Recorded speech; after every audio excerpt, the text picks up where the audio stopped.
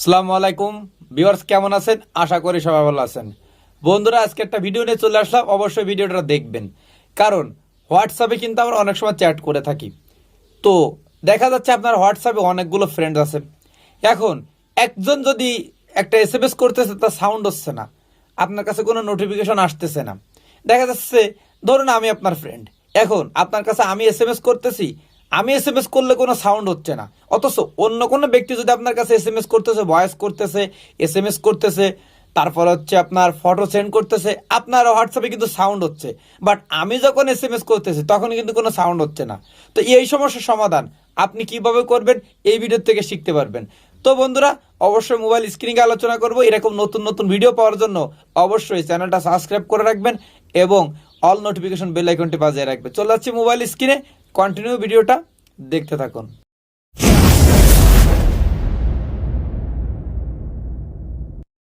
আপনাদের সাথে আলোচনা করব বা দেখাবো হোয়াটসঅ্যাপে আপনি অনেক মানুষের সাথে চ্যাট করতেছেন, কিন্তু একজন ব্যক্তি আপনাকে এসএমএস করলে কোনো সাউন্ড হচ্ছে না, আর অন্য সবাই এসএমএস করলে সাউন্ড হচ্ছে। এই সমস্যার সমাধান কিভাবে করবেন?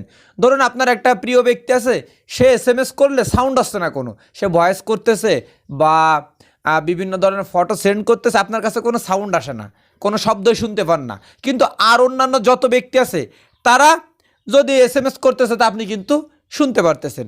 এই সমস্যার সমাধান কিভাবে করবেন? হোয়াটসঅ্যাপটা ওপেন করে নেবেন। তো হোয়াটসঅ্যাপ ওপেন করার পরে এরকম চ্যাট লিস্ট চলে আসবে।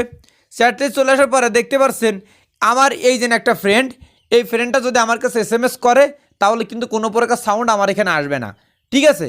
কারণ এর নোটিফিকেশন সাউন্ডগুলো সবগুলো বন্ধ করা। কিভাবে বন্ধ হয়ে গেছে আমি জানি না। উনি আমাকে এসএমএস করতেছে, বাট আমি কিছু শুনতে পারতেছি না। এই কারণে আজকের ভিডিওটা আমি তৈরি করলাম। যেহেতু আমি একটা সমস্যায় পড়ছি, তাই ভাবলাম যে আপনাদের মাঝে শেয়ার করি। তো প্রথমে এরকম একটা ইন্টারফেস চলে আসলে এই উপরে এই যে এই প্রোফাইলের যে ছবির যে লোগো, এখানে একটা টাচ করে দিবেন, ঠিক আছে? তো এইখানে টাচ করার পরেই এরকম একটা ইন্টারফেস চলে আসবে। তো এই যে এই আই বাটন, এইখানে টাচ করে দিবেন। দেওয়ার পরে এইখানে হচ্ছে এরকম একটা ইন্টারফেস চলে আসবে।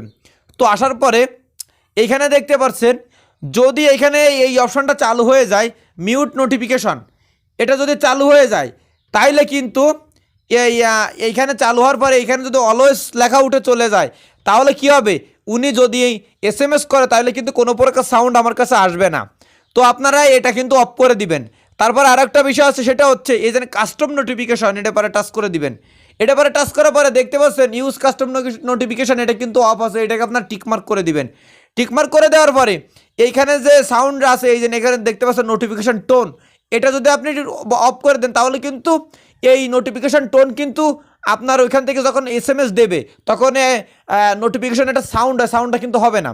এইখানটা টিকমার্ক দিয়ে দিবেন। এখানে টিকমার্ক দেওয়ার পরে উনি আপনার কাছে যখনই এসএমএস করুক না কেন, ফটো সেন্ড করুক, ভিডিও সেন্ড করুক, ভয়েস করুক, টেক্সট করুক, যাই করুক না কেন, সমস্ত নোটিফিকেশন আপনি শুনতে পারবেন, ঠিক আছে? আর যদি এটা অফ করে দেন তাহলে কিন্তু আপনি কোনো নোটিফিকেশন শুনতে পারবেন না। যখন আপনি এইসের ভিতরে থাকবেন, যখন আপনি হোয়াটসঅ্যাপের ভিতরে থাকবেন, তার সাথে অটোমেটিক চ্যাট করতেই থাকবেন, তখন আপনি সাউন্ডগুলো শুনতে পারবেন, আগে কিন্তু আপনি শুনতে পারবেন না। অবশ্যই এটা আপনার স্ক্রিন লক করা থাকলে, যদি এটা আপনি টিকমার্ক দিয়ে দেন, তাহলে স্ক্রিন লক করা থাকলে যদি কোনো এসএমএস করে আপনি কিন্তু বুঝতে পারবেন। আর বিশেষ করে খেয়াল রাখতে হবে, এই যে মিউট নোটিফিকেশন, এটা যেন কোনোভাবে অন হয় না। এটা যদি অন হয়ে যায় তাহলে কিন্তু আপনি যতই এসএমএস করুক আপনি কোনোভাবেই শুনতে পারবেন না। তো বন্ধুরা, এই সমস্যার সমাধান কিন্তু খুব এইভাবেই করে নিতে হবে। তো আপনাদের যদি ভালো লাগে অবশ্যই ভিডিওতে একটা লাইক করে ভিডিওটা শেয়ার করে দিবেন। যদি সম্ভব হয় কমেন্টস করবেন, নাইস ভিডিও, গুড ভিডিও। তো বন্ধুরা, আজকের মতন শেষ করতেছি এইখানে। নতুন কোনো ভিডিও নিয়ে আবার আসার জন্য চেষ্টা করব। ততক্ষণ সবাই ভালো থাকবেন, সুন্দর থাকবেন। আসসালামু আলাইকুম।